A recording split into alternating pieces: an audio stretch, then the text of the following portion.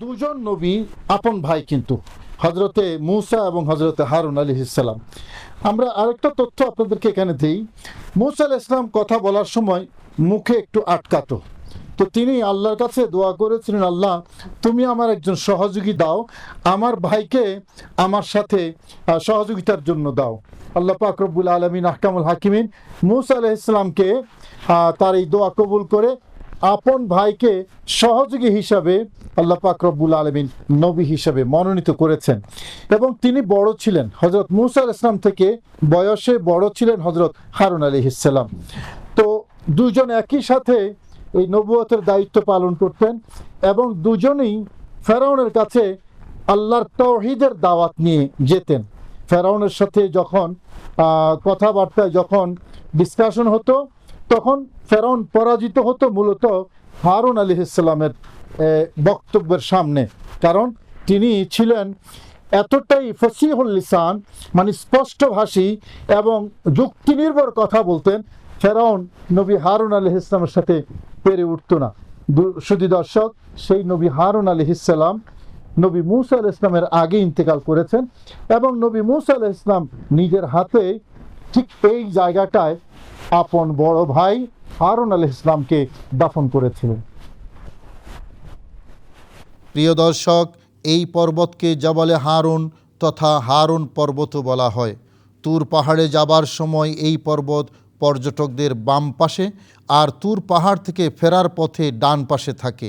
এই পর্বতের চারপাশেই কিছুটা সংকীর্ণ সমতল ভূমি আছে। বৃষ্টি হলে পাহাড়ের উপর থেকে গড়িয়ে পড়া পানি এই সমতল ভূমি দিয়েই প্রবাহিত হয়। একসময় এই এলাকায় অনেক জনবসতি ছিল এবং এই পাহাড়ের পাদদেশে সেই জনগোষ্ঠীর প্রাচীন কবরস্থানগুলো আপনারা দেখতে পাচ্ছেন। দূর থেকে ছোট পর্বত মনে হলেও এর উচ্চতা একেবারেই যে কম তা কিন্তু নয়। প্রিয় দর্শক, উচ্চতা যাই হোক, এই পাহাড়ে আরোহণ করা তুলনামূলক সহজ, কারণ অন্যান্য অনেক পাহাড়ের মতো এই পাহাড় একেবারে খাড়া নয়, কিছুটা ঢালু প্রকৃতির।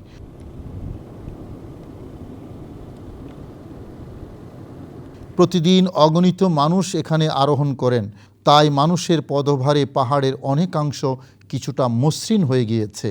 সে কারণে ক্লান্ত শরীর নিয়েও আমরা অনেকটা নিরাপদে এবং স্বস্তিতে এসে পৌঁছলাম। প্রিয় দর্শক, দাঁড়িয়ে আছি হজরত হারুন আলাইহিস সালামের পবিত্র মাজার শরীফের ঠিক দরজায়।